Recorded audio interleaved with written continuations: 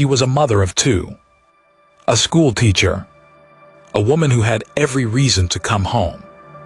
Instead, she vanished inside a hotel room in New Mexico. And the man who claimed to love her would tell 4 different stories before the truth finally surfaced. This is the case of Emily Lambert. And once the lies started, they never stopped. In early 2014, Emily Lambert was 30 years old and living in Garland, Texas. She was an elementary school teacher, structured, dependable, deeply devoted to her 2 young daughters. Her marriage had ended, but not in chaos. She and her ex-husband co-parented peacefully. Her life wasn't dramatic, it was full, predictable, anchored. Then she reconnected with someone from her past, Robert Early.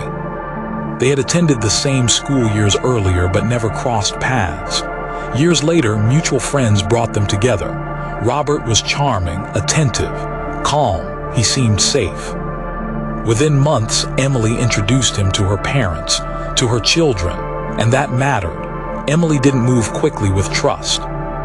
No one saw danger. Robert soon took a job in the oil fields of southeastern New Mexico and moved to Carlsbad, staying in a hotel near his work site. They planned a visit. Just one weekend. Nothing extravagant. On Friday, February 28, 2014, Emily left her daughters with her parents and began the roughly 500-mile drive to New Mexico. She arrived safely. She sounded happy. She called her mother the next day and said everything was fine. That would be the last time her family ever heard her voice. Emily was supposed to drive back to Texas on Sunday evening. Instead, Sunday morning brought a phone call no parent is ever prepared for. Robert contacted Emily's mother, Donna, and asked her to call him. When she did, his words were immediate and alarming. Emily was missing. According to Robert, they'd gone to the hotel bar the night before, had an argument, and Emily walked out. Her car was still there. Her phone was still in the room. He hadn't called the police. Donna didn't hesitate. Call 911 now. When police arrived, the scene didn't make sense. Emily's car sat untouched in the parking lot. Her purse with wallet and ID was still inside. All of her belongings were in the hotel room. No woman planning to leave her life behind walks away without her phone, her car, or her children. Robert told officers Emily had been drinking, that she'd argued with him, that she may have left with another man from the bar. But surveillance footage told a different story. At 11:30 p.m., Emily exited the bar alone. She didn't stop. She didn't speak to anyone. She walked quickly, visibly upset, straight toward her room. No one followed her. 4 minutes later, Robert left the bar. That detail mattered, because if Emily went straight to the room, she would have already been there. Then police spoke to a guest staying next door. Around midnight, he heard a woman screaming through the wall. Suddenly, Robert's claim that Emily never returned collapsed. Robert agreed to a polygraph, his idea. He failed. Confronted, he changed his story. Emily did come back, he said. They argued again, she left again. Then he changed it again. This time he claimed Emily got into a white pickup truck driven by a man in a cowboy hat. He followed them. He said the man attacked him with a pipe, and Emily was accidentally struck instead. It was a story so extreme it demanded verification. And Robert offered something chilling. He said he could show police where it happened.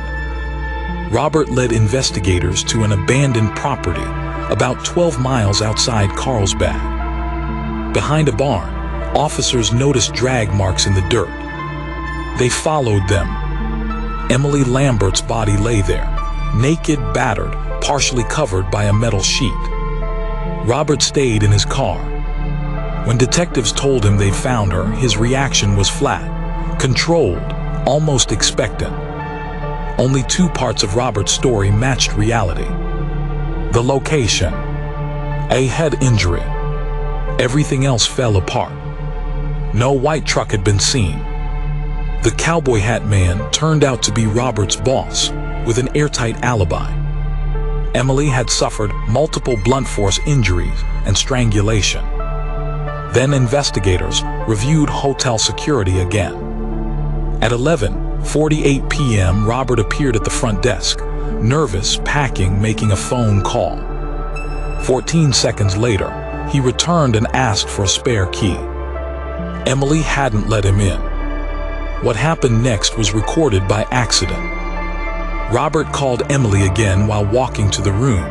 She didn't answer, but the call went to voicemail. When he unlocked the door, the voicemail kept recording. Emily's voice was captured screaming, crying, telling him to leave her alone. That recording would haunt the courtroom. If cases like this matter to you, cases where truth is buried beneath lies, consider subscribing now. These stories deserve to be told carefully, and they deserve to be remembered. Confronted with the evidence, Robert finally stopped pretending. He admitted it. The argument reignited the moment he entered the room. Emily told him she was done, that she was leaving him. He snapped. He punched her, kicked her while she was down, beat her repeatedly. When she lost consciousness, he didn't call for help. He carried her to his car, and when she regained consciousness later, he finished it. He beat her with a hand pump, strangled her, dragged her body behind his vehicle.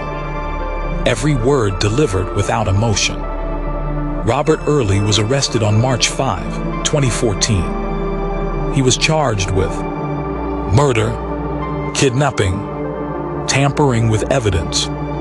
In May 2015, a jury found him guilty on all counts. He was sentenced to life in prison without parole. His appeal failed.